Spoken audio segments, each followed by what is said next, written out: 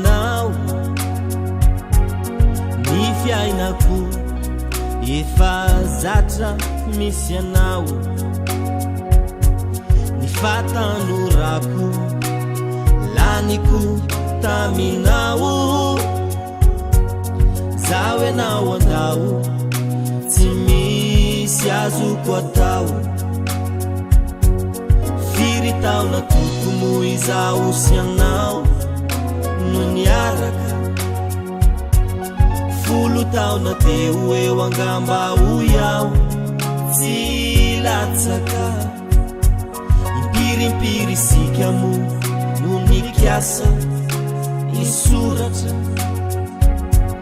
semba navoko ny fotoana rehetraka tsy tanteraka tsy anjaraka anao koa leo mifampitsotrano tsy misy ozona tsy misy alahelo ny ranomaso anefa tsy azoko ferana maro afara maro adimby ny anjaratsika sy anao tsy tandrify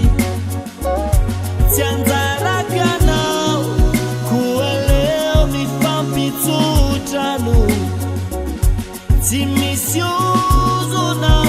tsy misy alahelo ny ranomaso anefa tsy azoko ferana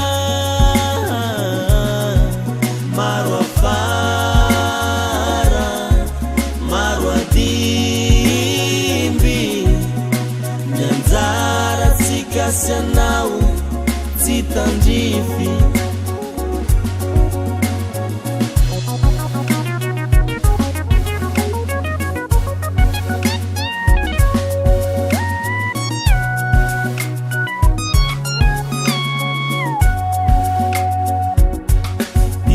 maso sy ny vody ondry azamo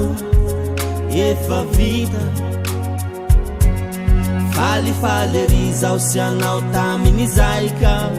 nipitaka fanirina mony atsika fanididi avy any ambony zaho no tendry sy lahatra natolony tsy anjaraka anao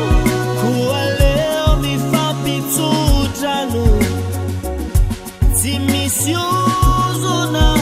tsy misy alahelo ny ranomaso anefa tsy azoko ferana maro afara maro adimby ny anjaratsika sy anao tsy tandrify tsy anjaraka anao koa leo mifampitsotrano tsy misy ozona tsy misy alahelo ny ranomaso anefa tsy azoko ferana maro afara maro adimby ny anjaratsika sy anao tsy tandrify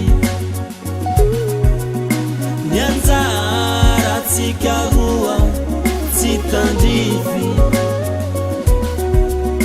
ny anjaratsika sy anao tsy tandrify